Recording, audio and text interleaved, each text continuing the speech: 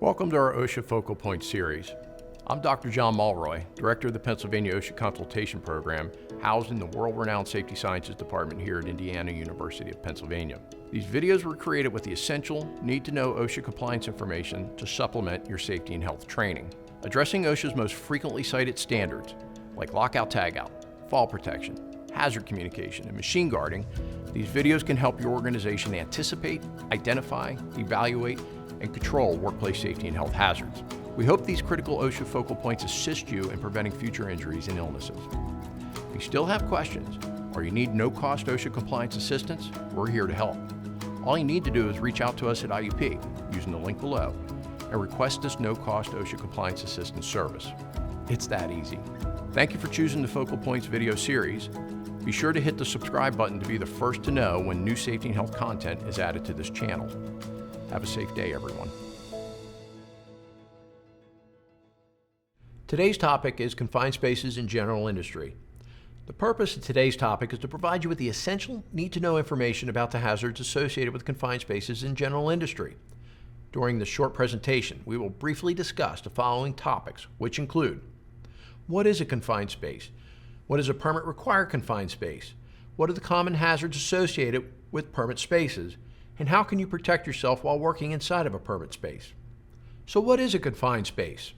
A confined space is large enough and so configured that an employee can bodily enter.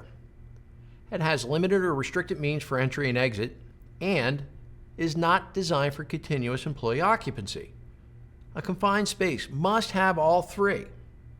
Here are pictures of common confined spaces in general industry. So what's the difference between a permit space and a confined space? A permit-required confined space is a confined space containing one or more of the following: a hazardous atmosphere or potential to contain a hazardous atmosphere, and/or material that has the potential for engulfing an entrant, and/or an internal configuration that an entrant could be trapped or asphyxiated by inwardly converging walls or by a floor which slopes downward and tapers to a smaller cross-section, and/or any other recognized serious safety or health hazard. Our testing protocol.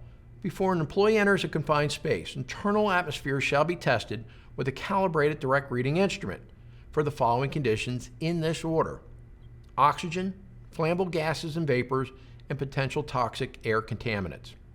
We need to test the atmosphere at all levels of the confined space. Just because we have good air at the opening, it doesn't mean we have good air at the bottom of the space.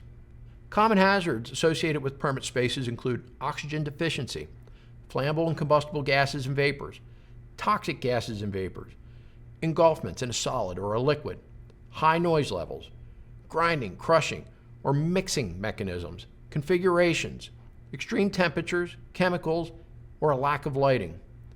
If any of these hazards can't be eliminated, then a permit must be issued.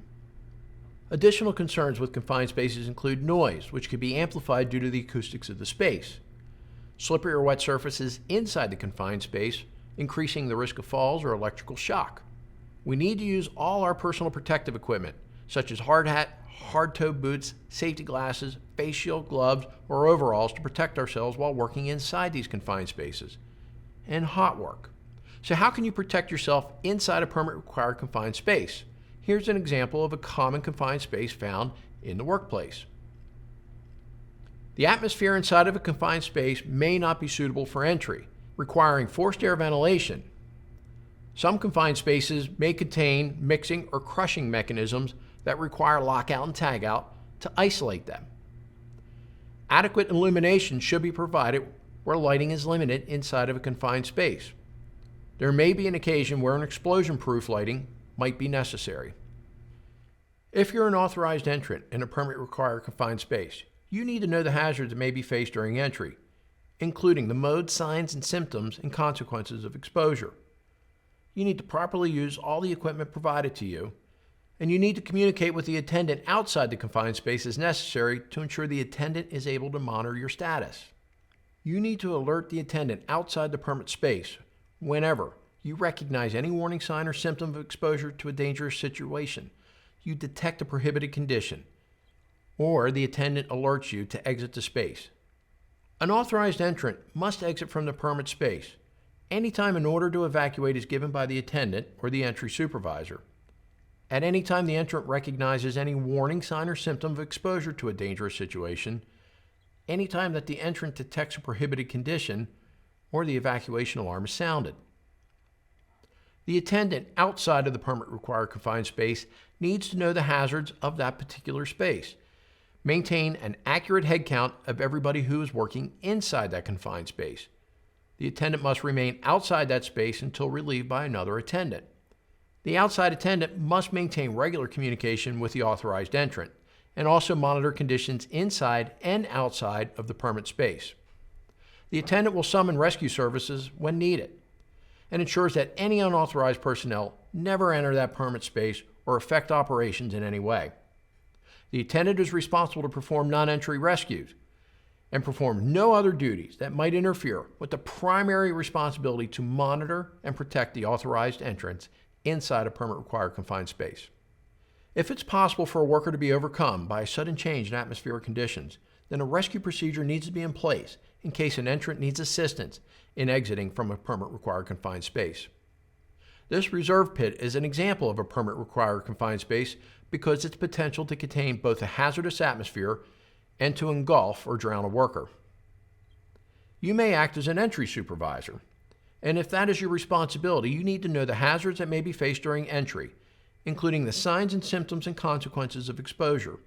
You need to verify by checking that all appropriate entries have been made on the permit, that all tests specified by the permit have been conducted, and all procedures and equipment specified by the permit are in place before endorsing the permit and allowing entry to begin. Lastly, the entry supervisor will terminate entry and cancel the permit when the work inside that space is complete. To help protect the authorized entrants inside of a confined space, the entry supervisor verifies that rescue services are available and the means to summon them, such as a cell phone or a telephone landline, are operable. The entry supervisor removes unauthorized individuals who attempt to enter the permit space during entry operations. And the entry supervisor determines whenever responsibility for permit space is transferred, whether it's shift changes or at the end of the day, that entry operations remain consistent with the terms of the written permit itself. So your employer is responsible for providing atmospheric testing equipment, providing ventilation equipment and/or respiratory protection, providing any training on confined space permits and the written program, developing and training emergency action and rescue plans, and responding to and correcting any hazards pointed out by you, the authorized entrant. What does safe entry mean? Safe entry means testing the atmosphere before entering, periodically monitoring the atmosphere for any potential changes, always following specific permit entry procedures, ensuring that there is at least one authorized attendant present at all times outside the permit space, correcting the hazards that you are able to correct, and reporting to your supervisor the hazards you're unable to correct. To get more help with permit spaces in general industry, go to osha.gov. Thank you.